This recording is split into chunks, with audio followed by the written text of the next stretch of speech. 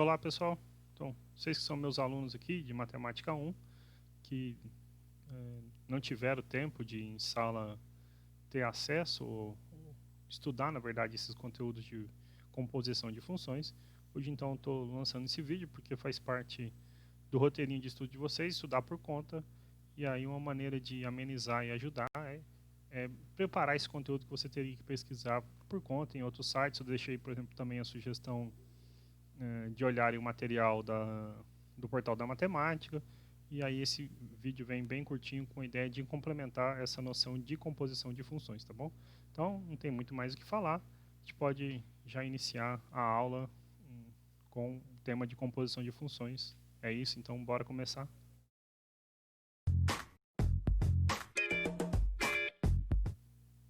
Bom, você pode ver aqui o tema de hoje, composição de funções, e a ideia é o seguinte, pensa aqui, vamos pensar no seguinte exemplo.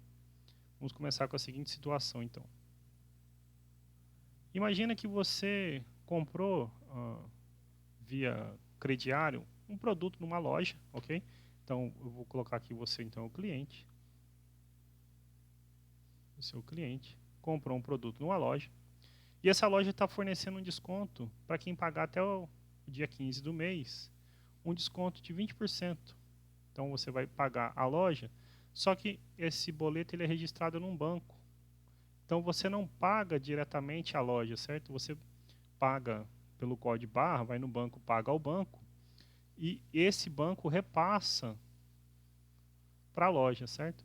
E aí é o seguinte, vamos imaginar então que você tivesse que pagar, devesse para a loja, imagina que você devesse para a loja, o seu boleto fosse de R$ 150, ok? Como eu falei, a loja está dando um desconto para quem pagar em dia de 20%, ok? Então, na verdade, se você pagar em dia, você vai pagar 150 menos 20% desse valor, né? Então, você vai pagar 10% é 15, 30, então 20. Você vai pagar 120 que se você pagar em dia, ok? Então, você vai lá e paga ao banco, você tinha que, vou pôr aqui 150, você paga para o banco, ok? 120, ok? Então, aqui eu vou chamar de F, essa funçãozinha que faz com que você pague ao banco, 120. E agora o banco, ele cobra uma taxa de administração. Uma taxa de administração. E vamos imaginar que essa taxa fosse aí, sei lá, de 5%, ok?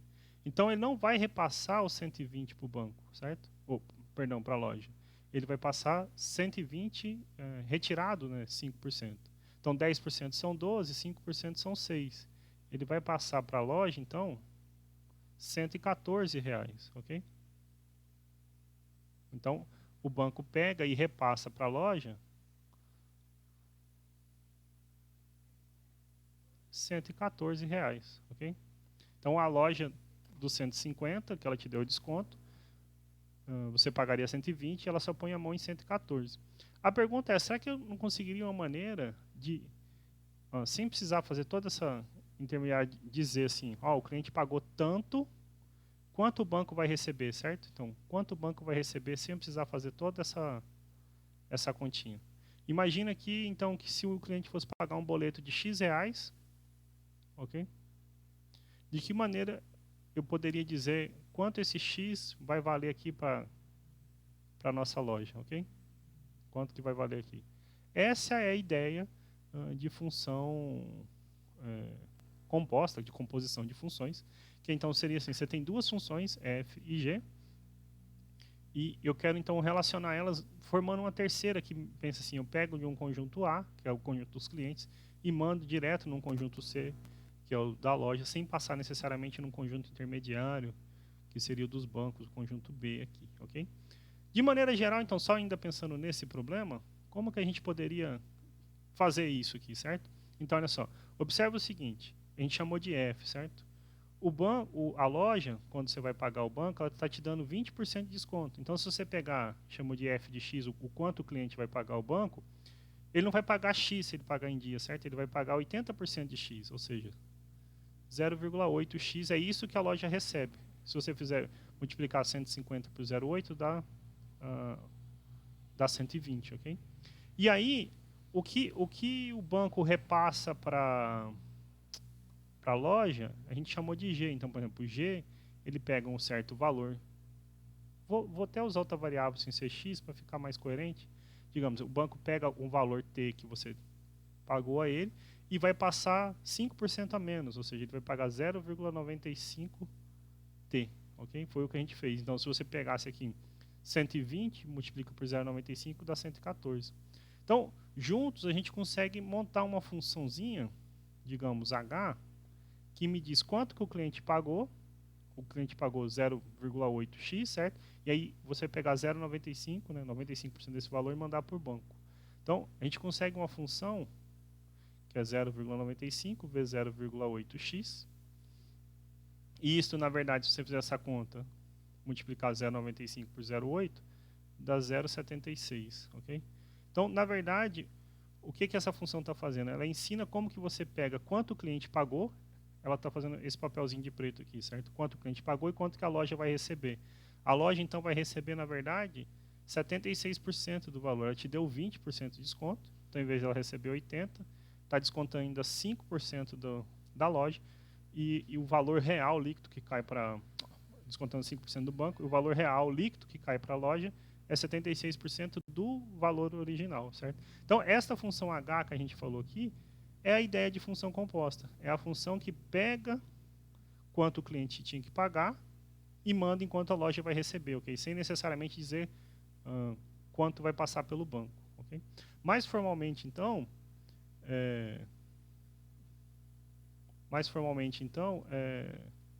como que a gente pode, então, definir funções compostas, ok?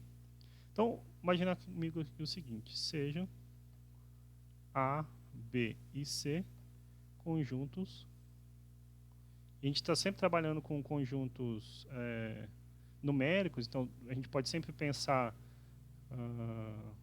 subconjuntos, melhor então, subconjuntos dos números reais, ok? Dos números reais. Lembrando lá o Rzinho, ok? E considere duas funções. Uma função f, que sai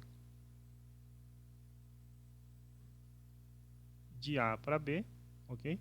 Onde f de x é y, ok? Ou y é f de x.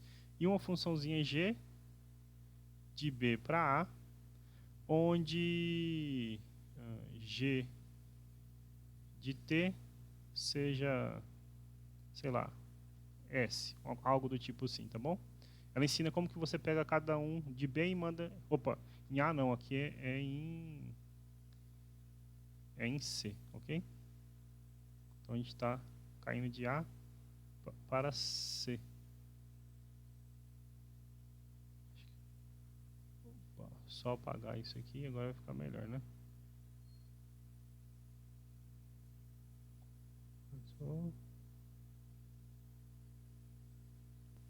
Então, G vai de B para C.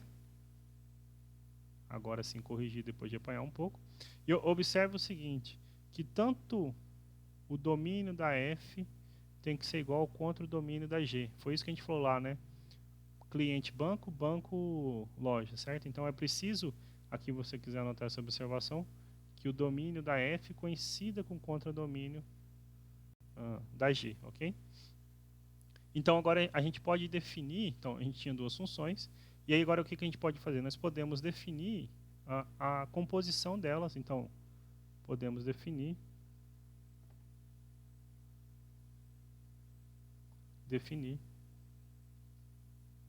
uma função H,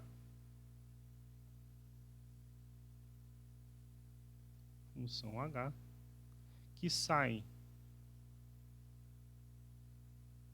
de A para C e pegue cada x em A e leve na seguinte função h de x, que é f,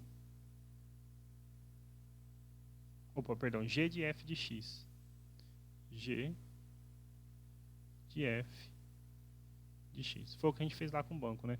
F pega um x em A, manda no y em B. Esse pega um t lá em B, que pode ser inclusive esse y, né? Observe que eles estão no mesmo conjunto, e manda num certo valor, ok? Esta função h é o que a gente chama a composta de h e g, de f e g, ok? No caso de g e f. Então, essa função, podemos definir uma função denominada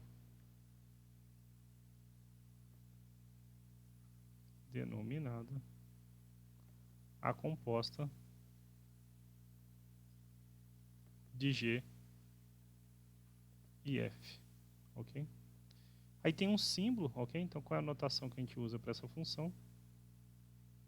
Essa função h, nós vamos denotar ela da seguinte maneira. H é g composta com f, ou também g bola f, ok?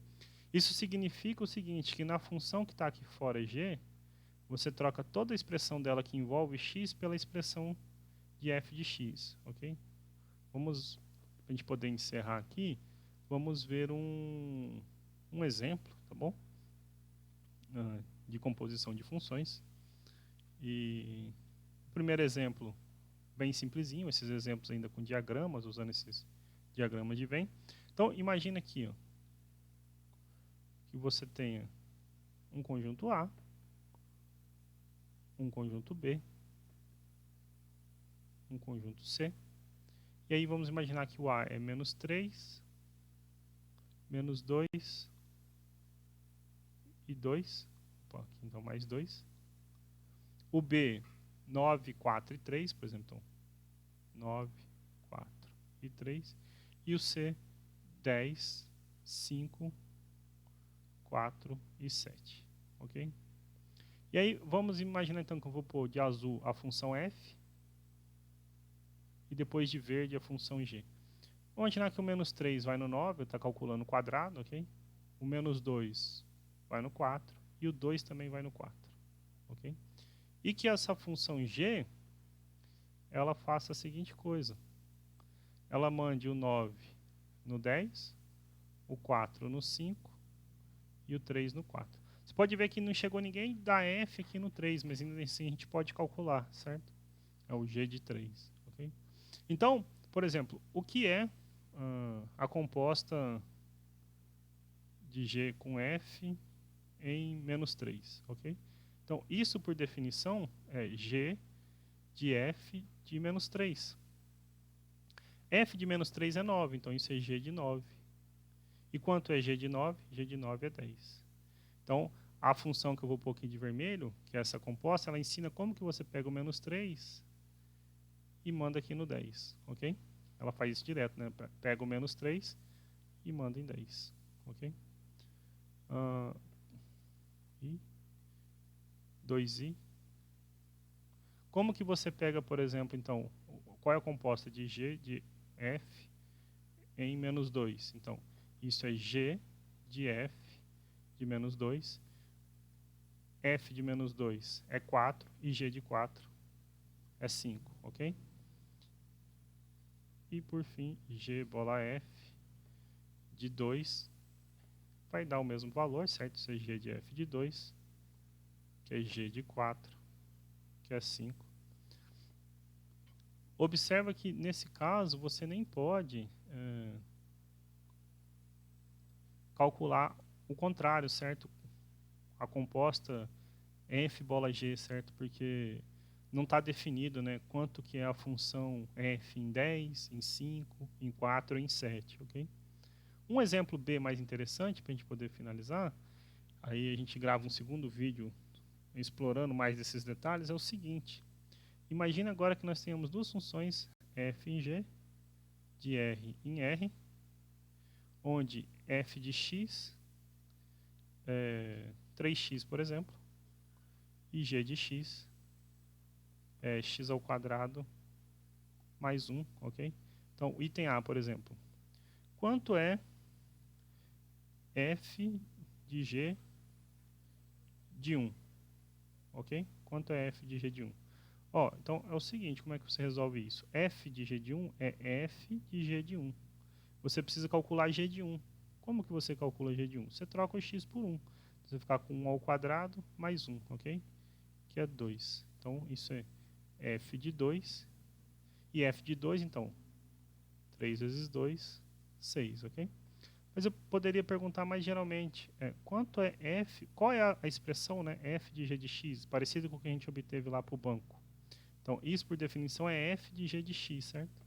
E aqui talvez mora a dúvida de vocês, que é o seguinte, o que fazer com essa expressão? Aí você tem que entender o seguinte, quem está aqui dentro do parênteses vai assumir o papel de x na função f.